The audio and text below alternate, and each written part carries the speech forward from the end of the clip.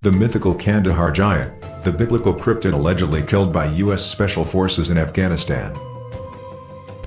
In 2002, a group of soldiers went missing while on patrol in a remote mountain region of Kandahar, in the south of Afghanistan.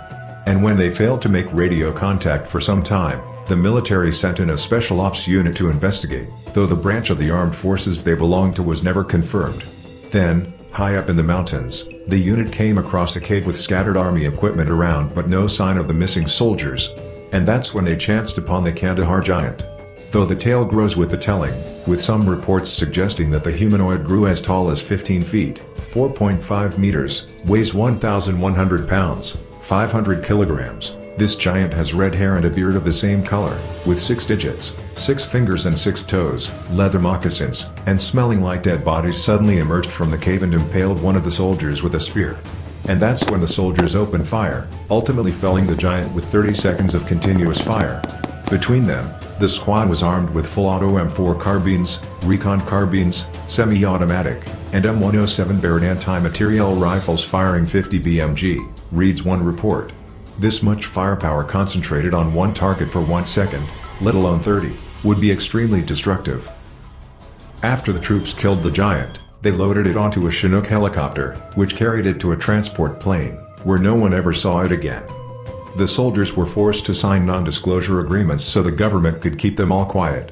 But eventually, the soldiers broke their silence because, as one of the men would later say, the people have a right to know the truth. It was a very, very bizarre story. It sounds like the tale of the Nephilim straight from the Bible, and we must assume that the giant must not be alone. It can't be the only one living on this planet. There must be others, somewhere out there. Maybe he had a mate, or children, who knows.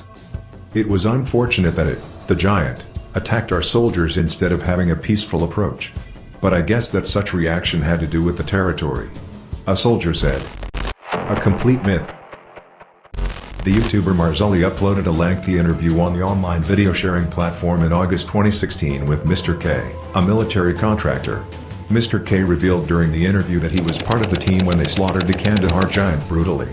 The incident took place when the US military launched fierce battles with the Taliban in their de facto capital in Kandahar province in the early 2000s. However, this huge monster was not at all a human fighter. According to the witness, the USG didn't disclose the event and has no intention to do it in the future, because giants don't match with the way we explain our world. The giant weighed about 500 kilograms as estimated by the C-130 cargo plane team who transported the body from the pickup location to the United States. The witness remembers that one of the pilots noted a terrible stench of musk and dirt exuding from the cadaver, like a man who didn't shower for 10 years. The witness told Marzulli that the odor was more intense than that of a skunk, and close to that of a pile of decomposing corpses. The giant wore a canvas or animal hide to protect his feet, like some sort of moccasins. According to Marzulli, the creature was a Nephilim, a group of people mentioned in the Genesis and Numbers books of the Old Testament, who were said to be people of unusually large size and strength that could be found in the Middle East both before and after the Great Flood of Noah's Ark fame. Where's the truth? In August 2016, Snopes reached out to the Department of Defense about the Kandahar giant incident. The Department of Defense told the outlet, in no uncertain terms, that they had no record or information about a Special Forces member killed by a giant in Kandahar. What's more, there are no press releases on the Department of Defense's website involving either a Special Forces troop disappearing in Afghanistan, or of any incident involving soldiers felling a giant. Do you believe in the giant of Kandahar? Let us know your thoughts. Barsa-Kelmes Island, the door to another dimension.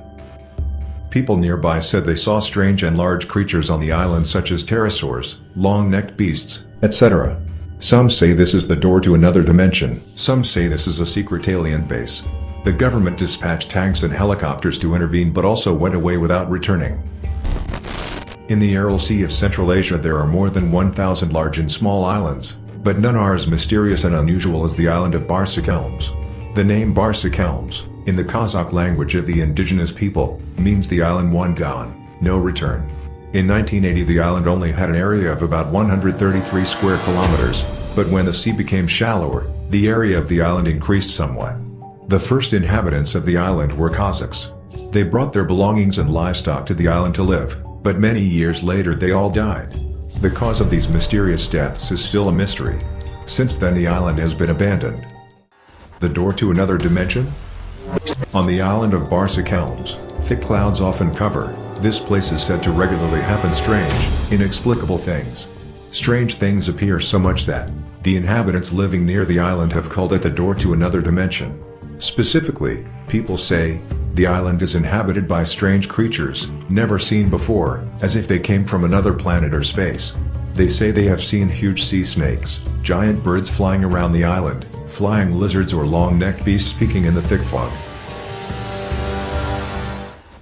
One go, no return. Another strange thing is that anyone who is courageous who dares to explore this island has a one-way, no return ending. They mysteriously disappeared and never appeared again. A famous disappearance event on this island was in 1959. Barsa-Kelmes Island has always been warmer than the neighboring islands in winter. But in 1959 alone, the island changed strangely. It experienced an unprecedented cold and harsh winter. At that time, some people living near the island thought it would be an ideal place to store and preserve food, especially the seafood they had caught earlier, for next spring. They then formed a team of strong men, bringing food and supplies to the island, despite the village chief's objections. However, winter has passed, spring has come, but these people still do not return. At that time a large-scale search was organized but no trace was found. Then people reported the incident to the government for help. The Soviet Union got involved but the mystery was still a complete mystery.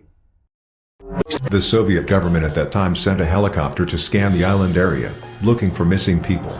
But when the plane entered the fog, the equipment on the cockpit was disturbed and gradually failed one by one. This unexpected incident forced the two pilots to make an emergency landing.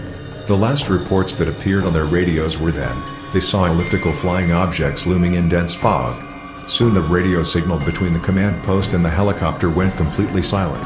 After the military helicopter disappeared mysteriously, the government continued to dispatch a tank, with a long cable, entering the strange island area. The reconnaissance team on the tank was ordered to keep in constant contact as it entered the thick fog. However, the terrifyingly bizarre thing happened again. The radio signal went silent again after the tanks entered the island of Barsa-Kelmes. After all, outsiders do not know what is hidden inside this island. It was not until people proceeded to pull the tank back with a cable, that the inside of the tank was completely empty. The entire tank seemed to be covered by a layer of ice. Through the search, the suspected specimens were brought to a modern laboratory in Moscow for examination. However, scientists could not find anything unusual, such as foreign substances, foreign objects or important clues for the investigation. Secret alien base? When scientists could not explain the mysterious and strange phenomena of this island, many people speculated that these mysteries were related to UFOs and alien bases. Vadim Chernobrov, Russian UFO researcher, after studying old documents related to inexplicable phenomena on the island of Barsa-Kelmes, he thought that layer of fog is a protective shield for some secret base inside the island. Accordingly, this dense fog has the effect of disabling electronic devices, in order to prevent unwanted intrusion from the outside. However, there are many reports that when entering this foggy area, in addition to causing all modern human devices to be disabled such as clocks, suddenly stop working. The compass needle can't be oriented around. What's even more frightening is that people feel that time is sometimes very slow, sometimes very fast. Until now, the fate of the people who disappeared on the island and what the secret was hidden on the island of Barsa-Kelmes is still a mystery.